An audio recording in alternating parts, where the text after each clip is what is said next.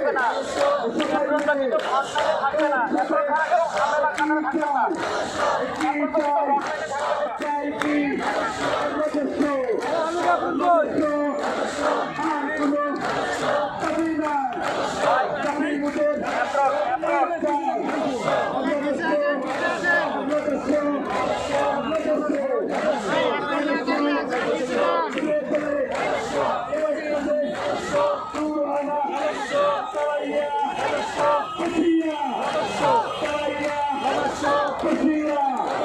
সন্তানেরা মা বাবা ভাই বোনেরা একসাথে সবাই মিলে